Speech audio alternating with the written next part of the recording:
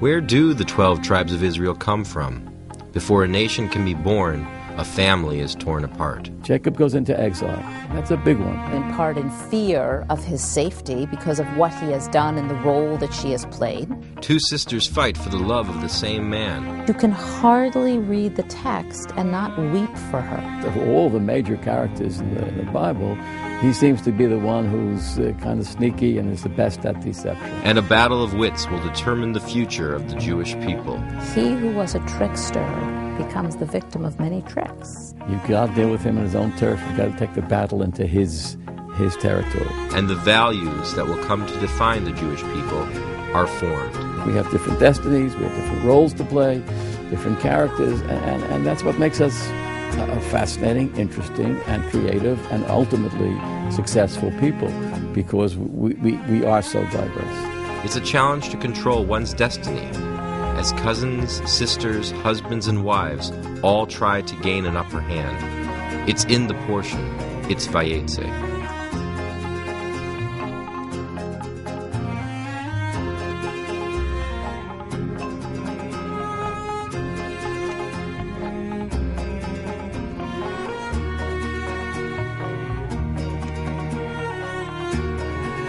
The tempestuous journey of the patriarch Jacob continues, as he is forced to flee the land of Israel after deceiving his twin brother to gain the blessing of the firstborn son. Jacob is headed out of the land in which he was born, but while Jacob is still in Israel, one of the most famous stories of the Bible takes place. So Jacob runs away. Rebekah is, in part in fear of his safety because of what he has done and the role that she has played. And in his journey, he stops in a place and he puts his head on a rock and he goes to sleep, and he has this remarkable dream where he sees a ladder, he sees angels moving up and down from it, and he says, God was in this place and I did not know it. That dream, to me, is one of the most crucial passages in the entire Bible. And the dream is full of meaning. Part of the dream, of course, is a promise that God will protect him and that he will one day return. Again, this has tremendous implications for the Jewish people throughout history. Yes, we're on Galut, we're in exile, we're across the face of the earth, but somehow we're protected. We survive all the persecutions and intolerance that we survived. And we returned, or at least many of us did. But in the dream's images of a ladder with angels ascending and descending, there is potential for deeper meaning. As you may know, I have a background in psychology as well as in rabbinics. And of course, psychologists from time immemorial have been interested in dreams and their significance. And one of these common symbols in a dream is a ladder.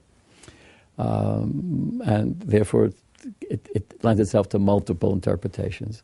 But to me, the interpretation that makes the most sense is the fact that the ladder is described as being mutzav arza, firmly implanted in the earth, but v'rosho magia hashamayma, the head reached into the heavens.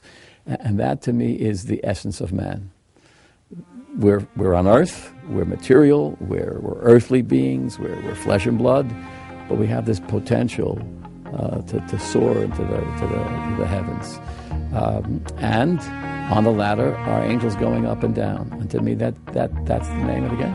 That's the name of life, a spiritual life. Sometimes you're on the bottom, spiritually, and sometimes you ascend. But you never ascend to the very top, you come down again and up again. And that's the nature of spirituality. It comes and it goes. The Jewish Channel is available on cable. IO Optimum Cable Channel 291, Time Warner Cable Channel 528, RCN Channel 268, Verizon Fios Channel 900, and Cox Cable Channel 1. For more information, visit tjctv.com.